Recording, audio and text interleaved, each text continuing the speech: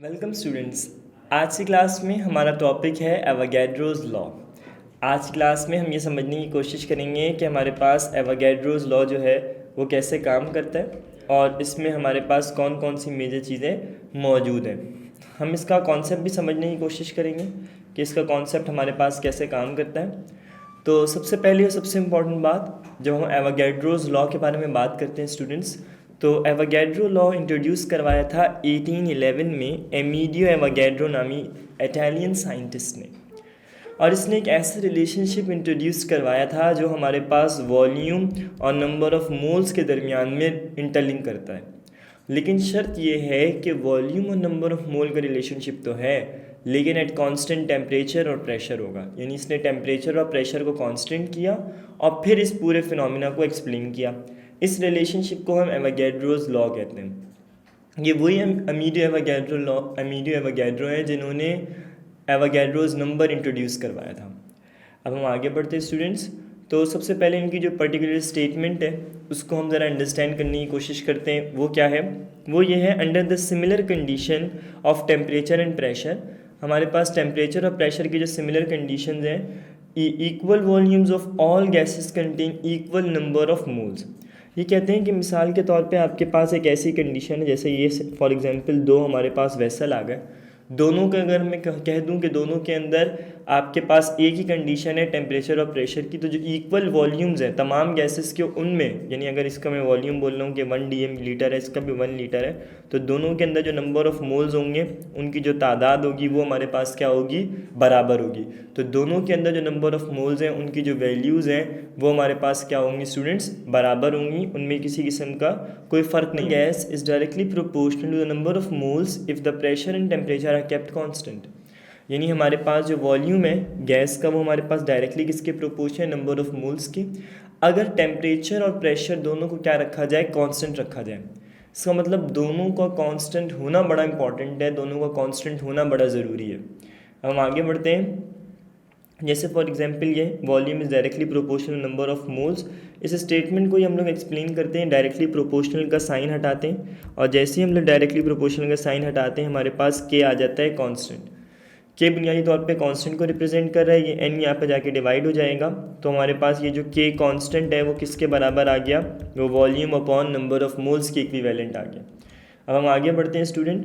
It means that the ratio of volume and number of moles of gas remain constant. इसका मतलब जो volume और number of moles का जो ratio है वो हमेशा क्या रहेगा? कांस्टेंट रहेगा, वो कभी उसी पैटर्न सेम रहेगा।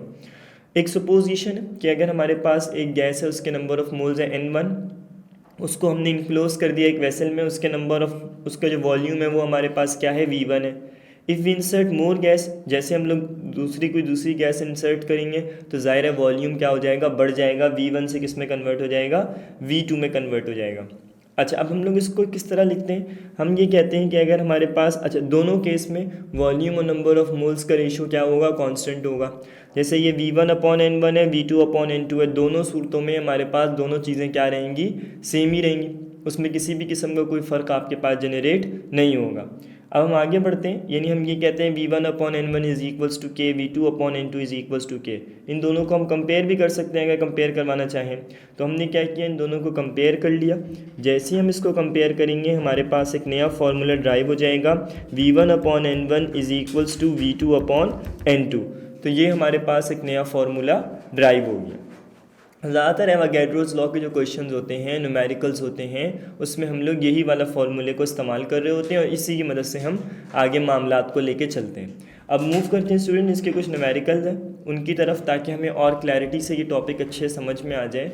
ये टॉपिक बुनियादी तौर पर तो बड़ा छोटा सा है, क्योंकि ये हम लोग बड़ा इसको आप समझ लें कंडेंस करके आपको सिखा रहे हैं। जब इसकी एप्लीकेशंस और न्यूमेरिकल्स पाएंगे वो थोड़े से हमारे पास ज़्यादा हो जाएंगे। अब ज़रा गौर से देखें, कहता है cylinder contains 2.2 moles of oxygen gas at STP। Number of moles हमारे पास दिए हुए ऑक्सीजन के अगर हम नंबर ऑफ मोल्स कैलकुलेट करें, मैं ऑक्सीजन को N1 ही रख रहा हूँ, तो N1 जो हमारे पास मोल्स दिए गए वो कितने दिए गए? वो दिए गए 2.2 moles. At STP, when more oxygen gas is pumped into the cylinder, the volume of the gas is change from 2 dm³ to 3.4 dm³। ये कहता है कि जो वॉल्यूम है वो V1 आपके पास कितना दिया गया है, 2.0 dm³ दिया गया है, और सिमिलरली जो आपके पास V2 है वो आपके पास कितना दिया गया है, वो दिया गया है 3.4 dm³। यानी वॉल्यूम बुनियादी तौर पे आपके पास चेंज हो रहा है 2.0 dm³ से 3.4 dm³। Calculate how many moles of oxygen are added in the cylinder. आप ये बताएं कि कितने नंबर ऑफ मोल्स जो हैं वो आपके पास ऐड हुए हैं। नंबर ऑफ मोल्स ऐड हुए कितने, तो इसका मतलब बुनियादी तौर पे हम लोग जो चीज़ मालूम करवा रहे हैं वो क्या है, वो change in number of moles है। तो change in number of moles is equals to unknown, यानी जो आपके पास नंबर ऑफ मोल्स का चेंज है वो किसके बराबर आ गया है हमारे पास, वो हमारे पास अननोन के इक्विवेलेंट आ गया है। अब हम आगे बढ़ते हैं, कैसे करेंगे इसको सॉल्व। इस रिक्वायर्ड वाली चीज़ को अगर आप चाहते हैं यहाँ लिखना तो आप यहाँ लिख लें, डेल्टा एन आपको निकालना है। अच्छा, अगर हम बात करें बेटा डेल्टा एन की, तो डेल्टा एन हमारे पास कैसे फाइंड आउट होगा, डेल्टा एन हमारे पास n2 माइनस n1 के थ्रू फाइंड होगा। इसका मतलब मुझे n2 भी निकालना पड़ेगा, और जब तक मेरे पास n2 नहीं आएगा ये सवाल मैं सॉल्व नहीं कर सकूँगा। अब n2 कैसे आएगा इसको भी देख लेते हैं। सबसे पहले तो हमें जो फार्मूला याद है, हम वो वाला जो पर्टिकुलर फार्मूला है v1 upon n1 is equals to v2 upon n2, उसको पुट कर देंगे। गौर से देखें, v1 upon n1 is equals to v2 upon n2, ये हमारे पास आ गया सबसे पहली सबसे इम्पॉर्टेंट चीज़। इसके बाद हम आगे बढ़ेंगे, v1 की जो वैल्यू है वो हमारे पास है 2.0, n1 की जो वैल्यू है वो है हमारे पास 2.2, v2 की क्या वैल्यू है 3.4, और n2 की क्या वैल्यू है, n2 की वैल्यू हमें फाइंड आउट करनी है।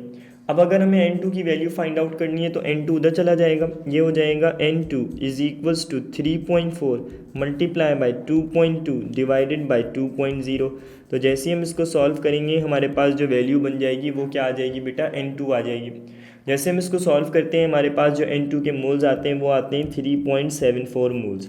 तो आप देख सकते हैं ये आपके पास n2 जो है वो क्या हो गया है, सॉल्व हो गया है। n2 के जो मोल्स हैं उसकी हमारे पास एक वैल्यू आ गई है, मोल्स लिख लें इसके साथ 3.74 मोल।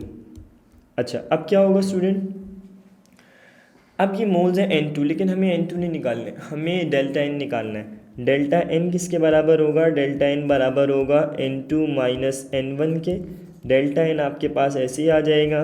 n2 की क्या वैल्यू है, तो अगर हम देखते हैं n2 की वैल्यू तो वो है 3.74 माइनस n1 की क्या वैल्यू है 2.2। तो जैसे ही हम इसको सॉल्व करेंगे डेल्टा इन की हमारे पास क्या वैल्यू आ जाएगी, डेल्टा इन की वैल्यू आ जाएगी 1.54 मोल्स। तो आप देख सकते हैं ये आपके पास डेल्टा इन की वैल्यू आ गई 1.54 मोल्स। आपके पास डेल्टा इन सॉल्व हो गया, कंप्लीट हो गया। हमें पता लग गया कि मोल्स के अंदर कितनी चेंजेस आई हैं, 1.54 मोल्स की टोटल मोल्स ऐड हुए हैं या टोटल चेंज आया है। तो यूजली इस तरह से गैस के अंदर जो मोल्स की जो चेंजेस होती हैं उसको हम लोग एवोगैड्रोस लॉ से फाइंड आउट कर लेते हैं। वरना आगे हम देखेंगे हमारे पास एक और इक्वेशन, उसको हम लोग कहते हैं आइडियल गैस इक्वेशन, उसकी मदद से भी हम लोग इन चीज़ों को क्या कर सकते हैं, सॉल्व कर सकते हैं। मुझे उम्मीद है आपको यहाँ तक का लेक्चर अच्छा लगा होगा। Thank you. हाँ भाई, वीडियो देख ली, नोट्स बना लिए। अब इस टॉपिक और बाकी टॉपिक्स, पास पेपर्स, इन सब चीजों के एमसीक्यूज के लिए फौरन छा जाओ ऐप डाउनलोड करो। जल्दी करो और छा जाओ।